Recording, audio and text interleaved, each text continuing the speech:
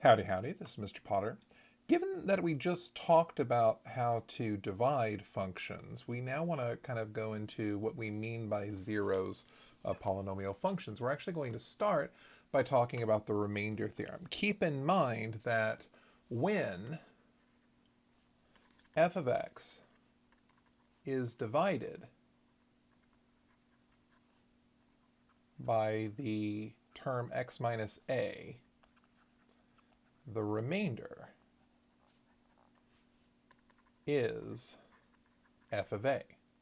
Because what's happening is that I'm going to have some polynomial, say something like x squared minus 5x plus 6, and if I want to divide that by, say, x minus 4, and I want to know what the result of this is going to be, if I go ahead and do x minus 4 into x squared minus 5x plus 6, I'll go ahead and do this. So there's an x squared minus 4x, change the signs, that's going to leave negative x plus 6, subtract 1, minus x plus 4, change the signs, and that's going to leave me with 2. So notice what I've got here is I'm really saying that x squared minus 5x plus 6 is really equal to x minus 4 times x minus 1 plus 2. And of course, substituting in a 4 into this is the same as substituting a 4 into this, but substituting a 4 makes this term 0, and so this term eliminates, leaving us just a 2. So whatever my remainder is, that's got to be f evaluated at whatever a is. So let's do a slightly more complicated example. Let's say I've got 6x to the 4th minus 2x cubed minus 15x squared minus 2x plus 7, and I want to evaluate f of 2. So what I really want to do is that my binomial is x minus 2. That's the term that I want to divide into this. And synthetic division is probably going to be a little bit easier to deal with. So let's go ahead and set up our synthetic division. Remember, each coefficient of each power of x descending from my biggest power all the way to 0 is listed here. And the first coefficient just gets dropped and we multiply. 2 times 6 is 12. That adds up to 10. 2 times 10 is 20. That adds up to 5. 2 times 5 is 10. That adds up to 8. 2 times 8 is 16, and that adds up to 23. Keep in mind that this is my quotient. So this 6x cubed plus 10x squared plus 5x plus 8. And this is my remainder, which means that f of 2 is equal to 23. Notice that this is a lot easier than trying to do 6 times 2 to the 4th minus 2 times 2 cubed minus 15 times 2 squared minus 2 times 2 plus 7. The math is a lot easier here. 6 times 16 is 96. 2 times 8 is 16, which I'm going to subtract. 15 times 4 is 60, which I'm going to subtract. 2 times 2 is 4, which I'm going to subtract, and I'm going to add 7. So this is 80. 80 minus 60 is 20. 20 minus 4 is 16, and 16 plus 7 is the 23 that we're looking for. And notice that you see a lot of the numbers in our calculation are showing up in our synthetic division, but really all that we care about is this final result. So it's really nice if we can just come up with a very straightforward answer to finding f of 2. Similarly, I can show that a particular term is going to be a factor of a polynomial using that same idea. Here for us, a is negative 2, so I'm going to do synthetic division with a negative 2. So I've got 1, 6, negative 1, and negative 18. We just drop our 1. That gives us a negative 2, which gives us 4. That gives us an 8, which gives us a 7. Right? Did I do something wrong here? 1. And that gives me negative 2, which is 4. Negative 2 times 4 is negative 8, which should give me a negative 9. Yeah, that helps a lot. And that gives me a positive 18, which is 0. Keep in mind that if my remainder is 0, that means that this remaining polynomial, x squared plus 4x minus 9, times x plus 2, should give me this polynomial. And of course, I can check this by multiplying. So x squared times x is x cubed. 4x times x, that's 4x squared. Negative 9 times x, that's negative 9x. 2 times x squared is 2x squared. 2 times 4x is 8x. and 2 times negative 9 is negative 18, so I end up with x cubed. That's 6x squared, that's minus x, and that's minus 18, which is what I have over here. So the synthetic division that we talked about in our previous episode, it really is helpful if I want to deal with a linear term and see if that linear term goes into it evenly. And if it doesn't go into it evenly, it helps me to figure out, okay, what happens when I try and substitute. So we have this one way of checking to see if we have a zero. If I have a number that I want to test to see if it's a zero, we have a very straightforward way of doing that with synthetic division. But the question is, where do I come up with a number like that? And that leads us to the rational zero theorem. So for us, if f of x is equal to a sub n x to the n plus a sub n minus 1 x to the n minus 1 power plus all these terms down to a to the 1 x to the first plus a naught, which is our constant term. If this has integer coefficients, in other words, if each of these a sub n minus 1, all the way down to a sub naught are integers, then every rational root of f of x is of the form p over q, where p is a factor of a naught and q is a factor of a sub n. In other words, all I really need to look at is this first coefficient and my constant term, and every rational root that my function will have has to be of this form. Now, of course, keep in mind that just because I have the coefficients all being rational numbers, say like x squared plus x plus 39, that doesn't mean that all of my solutions are going to be rational. It just means that if I do have a rational root, it has to be of this form.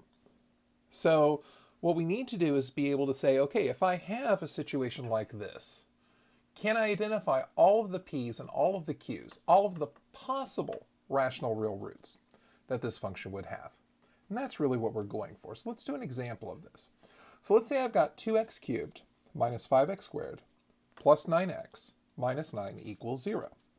So for us, my lead coefficient a sub n is 2, and my a sub naught is negative 9, which means I need to make sure that p has to be factors of negative 9. So 1 or negative 1, or 3 or negative 3, or 9 or negative 9.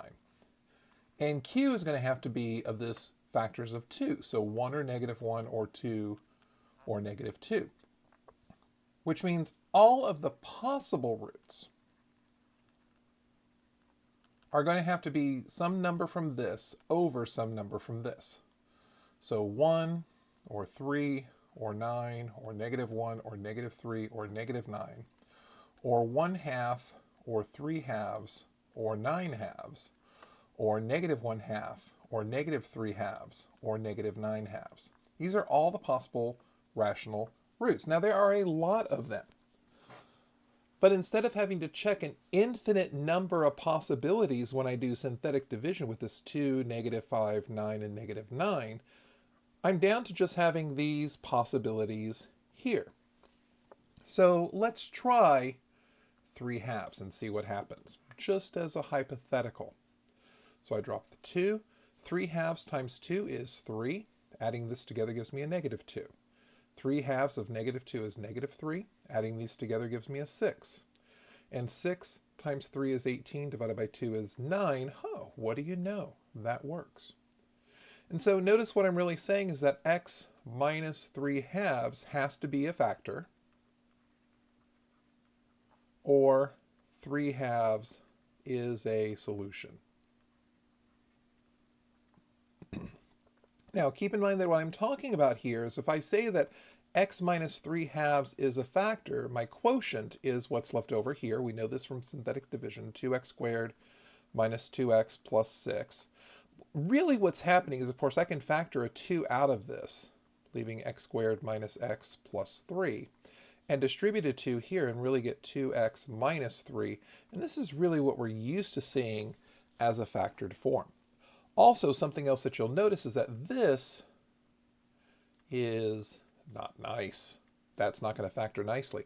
So remember that the rational zero theorem says that if a rational root exists, it's going to have to be one of these. Keep in mind that I said if, because what's remaining here is actually going to be a complex root. So remember that we had our fundamental theorem of algebra. And there's really two things that are being said here. So the thing is that if I have a degree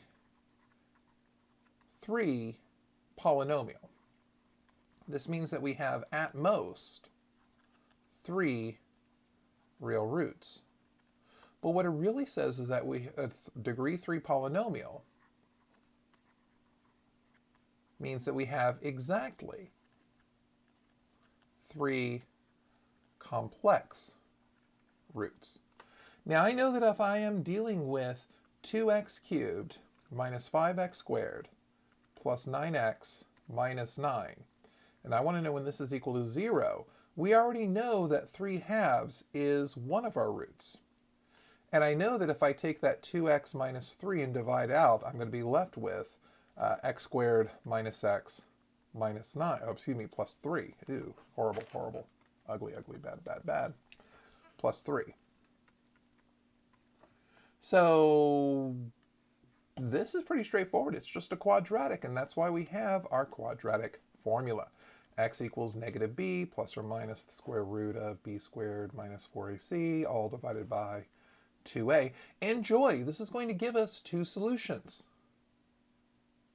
to go along with our one solution, which means we'll have exactly 3. If what's inside here is negative, yeah, it's going to be complex, and that's okay. It's perfectly acceptable. So if I take a look at this, I'm going to have x equals negative b, 1, plus or minus the square root of 1, minus 4 times 1 times 3. Notice this will be negative, all divided by 2. Or really, I've got 1/2 plus or minus the square root of negative 11 over 2. Or really, 1/2 plus or minus I times the square root of 11 over 2. And these are my other 2 roots. I have 3 complex roots. One of them just happens to be 3/2 plus 0i, which makes this really nice. Happens to be one of the at most 3 real roots. But we do have the other 2 complex roots, and they happen to be a complex conjugate. And that's going to happen if I have integer, or even if I have rational coefficients, then any complex roots that I have to come in pairs. They're going to be a complex conjugate. So let's try another example here. Let's say that I've got 2x cubed plus 5x squared minus 11x plus 4.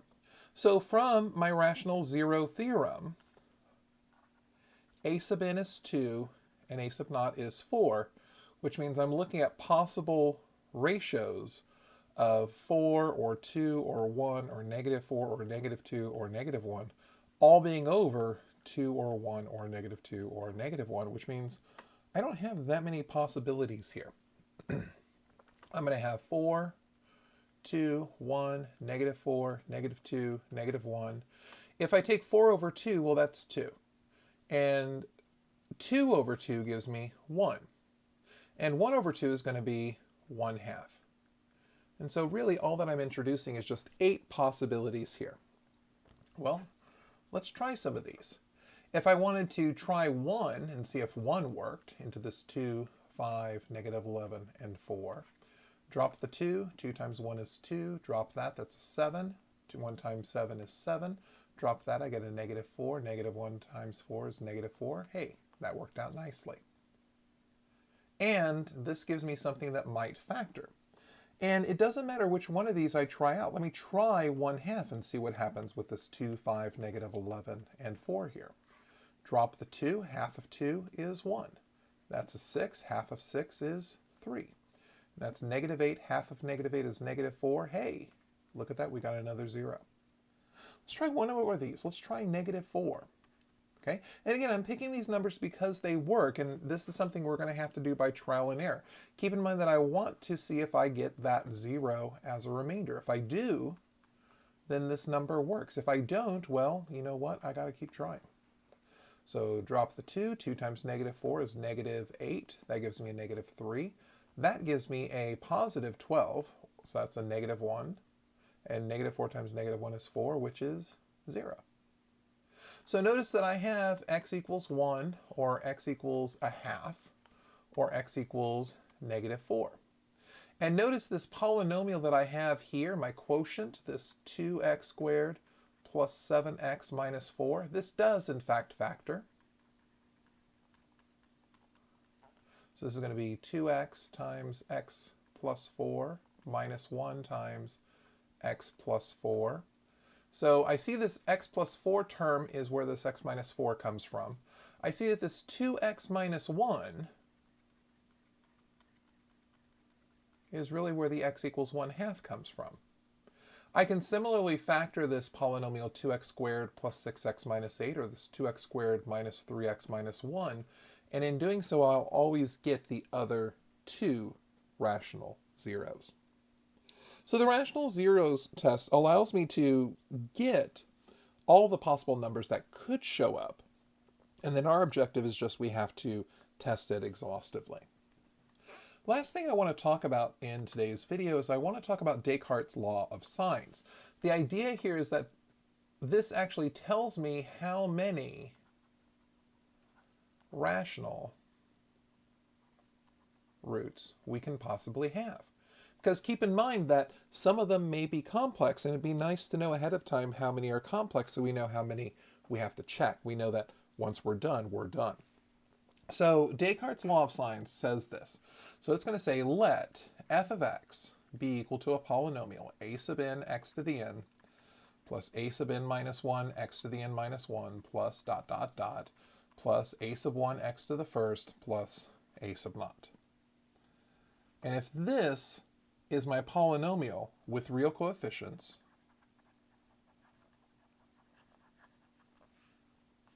then, and there's two things that happens here. First, the number of sign changes in f of x is equal to the number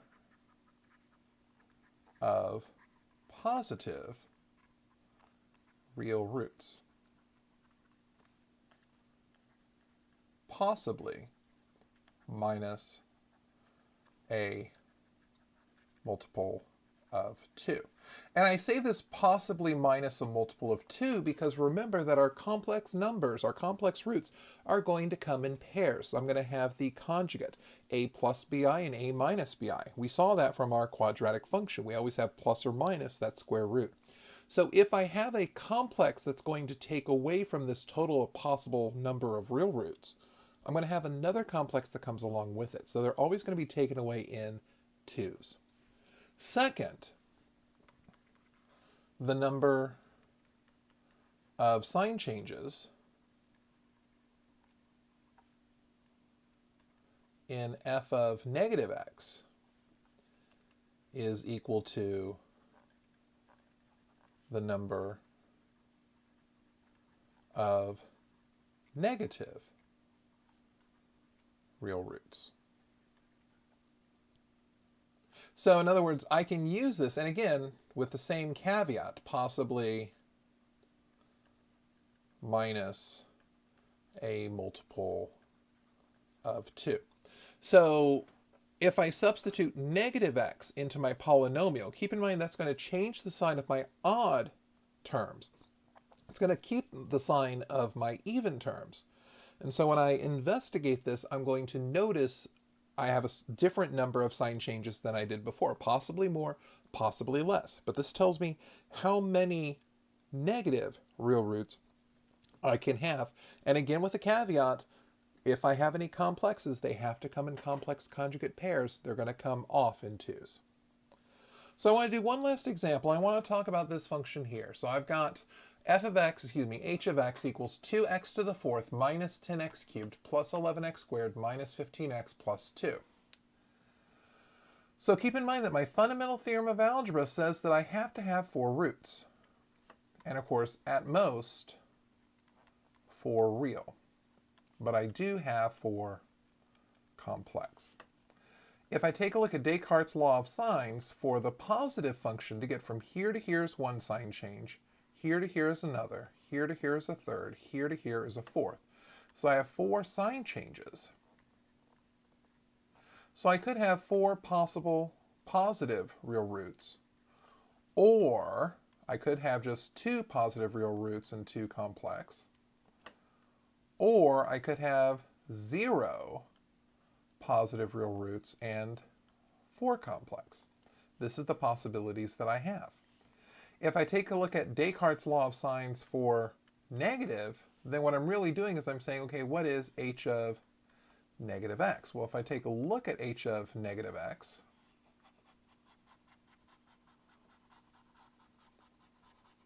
h of negative x is going to give me 2x to the fourth plus 10x cubed, because remember my odd terms are going to change signs, plus 11x squared minus 15x plus 15x, because that odd term will change signs, plus 2, and I have no sign changes. So that means that I'm going to have 0 negative real roots.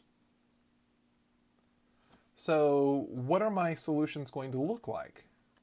I'm going to have 4 positive real roots, or I'm going to have 2 positive real roots and 2 complex conjugate pair, 2 of them in a complex conjugate pair, or I'm going to have 0 positive real roots and 4, and these are going to be in 2 complex conjugate pair. Now, if I take a look at the actual graph of this, if I were to take a look at this on a graphing utility like Desmos.com, I'm going to see that my graph's going to look something like this. And again, these humps that we talked about in a previous about how we know when we have maximums or minimums increasing or decreasing. I end up having just 2 real roots, and they're both positive. I have no negative real roots, and that means my other roots must come in a complex conjugate pair.